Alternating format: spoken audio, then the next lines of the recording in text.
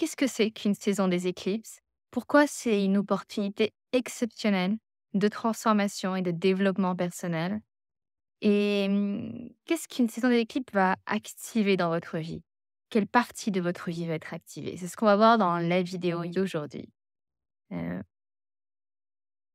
Bonjour, je suis Vanilla Grison et bienvenue sur la chaîne Yoga and the Moon, la plateforme du bien-être au féminin.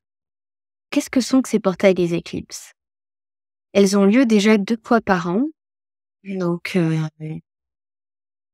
à 6 mois à peu près d'intervalle, et elles vont, souvent se présenter comme, une éclipse solaire, une éclipse lunaire. C'est pour ça qu'on parle de saison, c'est que chaque saison est à peu près sur un mois, et elles vont voyager, se décaler d'une année sur l'autre. Donc une année, on va avoir des éclipses en août, en juillet, en juin.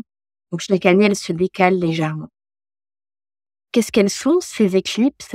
Elles sont des amplifications des énergies des nouvelles et des pleines lunes. Donc c'est comme si vous mettiez des nouvelles et des pleines lunes sous speed. Vous les dopiez à fond. Donc c'est un petit peu ça, ces énergies des éclipses. C'est tout ce qu'on connaît habituellement d'une nouvelle ou d'une pleine lune, mais très, très amplifié. Et parce que les éclipses sont un jeu d'ombre et des lumières, elles vont mettre en lumière ce qui est habituellement dans l'ombre. Donc elles sont comme des portails dans notre subconscient et aussi dans le subconscient collectif. Il y a des choses qui vont émerger de l'ombre en nous et autour de nous. Donc les caractéristiques d'une éclipse, c'est que elle est d'abord imprévisible. Et ça, tous les astrologues vous le diront, on ne peut jamais prévoir qu'on sache lire une carte du ciel ou pas, ce qui va se passer pour nous ou à l'échelle collective au moment d'une éclipse. C'est par nature complètement imprévisible. Mais on sait, en regardant nos histoires personnelles et collectives, qu'à chaque fois qu'il y a une saison des éclipses, elles amènent des changements massifs à l'échelle individuelle et collective. Et parce qu'elles amènent ces changements, on dit que c'est comme si elles accéléraient le temps.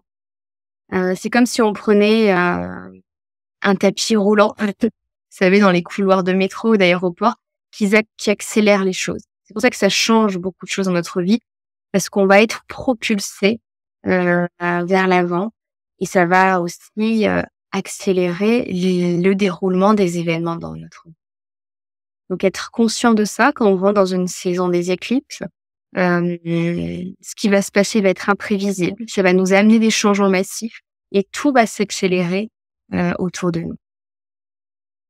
Un peu une visualisation de ce que c'est que ces éclipses. Donc vous voyez là une éclipse lunaire. On dit qu'une éclipse est lunaire quand elle a lieu au moment de la pleine lune. Donc vous voyez là, on est à une pleine lune. La lune et le soleil sont opposés l'une de l'autre de la Terre. Et vous voyez, puisque la lune est vraiment cachée dans l'ombre de la Terre, elle ne va pas refléter, comme elle le fait habituellement, la lumière du soleil. Donc on va avoir une pleine lune qui va être complètement dans l'obscurité, qu'on ne va pas pouvoir voir. Donc au moment d'une éclipse lunaire, on dit que c'est un moment de culmination, comme toute pleine lune, et que ça va nous permettre de révéler quelque chose dans notre vie pour nous aider à nous en libérer. Donc comme toute pleine lune, on va être attentif à ce qui va apparaître, se révéler pour nous, et on va savoir que puisque c'est une éclipse, cette révélation qu'on va avoir va nous aider à nous libérer de quelque chose. Une éclipse solaire, donc l'éclipse solaire va avoir lieu au moment d'une nouvelle lune. Donc vous voyez sur l'image, la nouvelle lune, la lune et le soleil sont du même côté de la Terre. Et cette fois-ci, on va avoir la lune qui va passer devant le soleil. Donc si on a une éclipse totale, la lune va complètement éclipser le soleil. Donc on ne va plus voir le soleil dans le ciel, où on va voir un tout petit liseré de lumière. Il s'agit d'une éclipse partielle. La lune ne va que partiellement couvrir la lumière du soleil.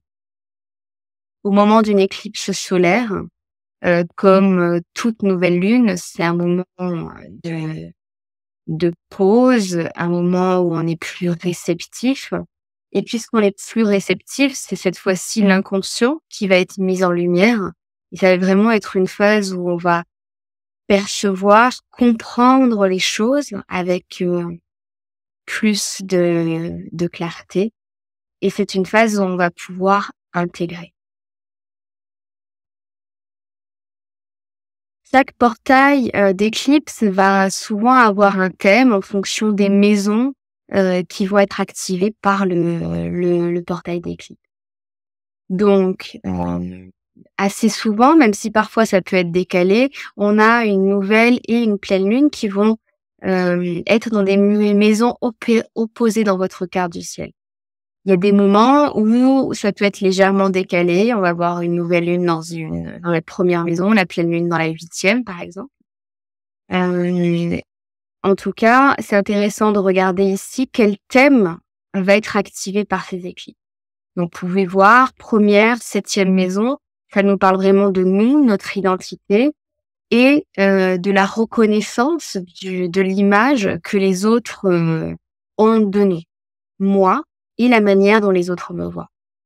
2e et 8e maison, ça nous parle du matériel, de nos possessions, des ressources que l'on partage avec l'autre, mais aussi de notre corps et de notre sexualité.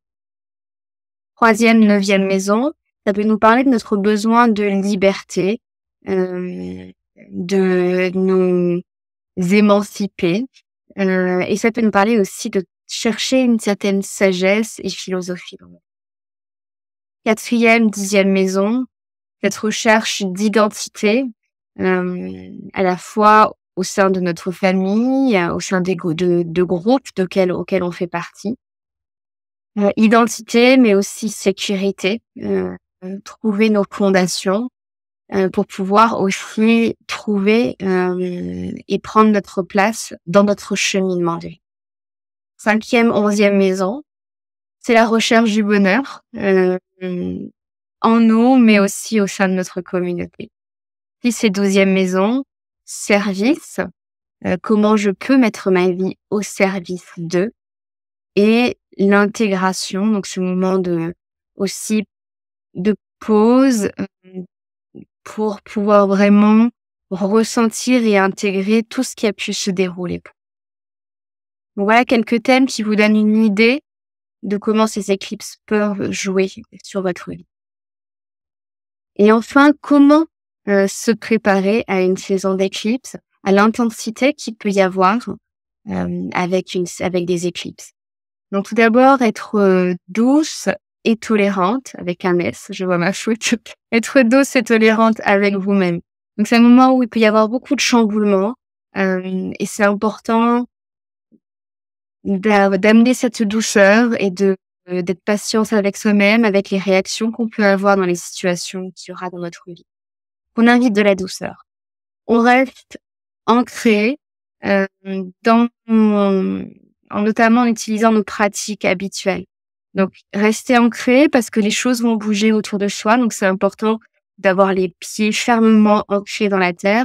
Et pour ce faire, c'est important de rester vraiment aligné avec toutes les pratiques que vous avez l'habitude de faire qui vous font du bien, que ce soit votre méditation, vos pratiques de yoga, votre marche, peu importe ce qui fonctionne pour vous dans votre vie, savoir que c'est des moments où vous en allez avoir particulièrement besoin. Et enfin, sentez-vous préparé et prête à tous ces changements. Si ces changements vont arriver dans votre vie, c'est que vous êtes prête à les intégrer. Donc, accueillez-les les bras ouverts en essayant de résister le moins possible parce que ils vont arriver quoi qu'il arrive, ces changements. Donc, autant se laisser porter par eux plutôt que de se fatiguer à y résister. Donc, je vous souhaite une très, très belle saison des éclipses, que ces éclipses vous amènent plein de beaux changements dans votre vie.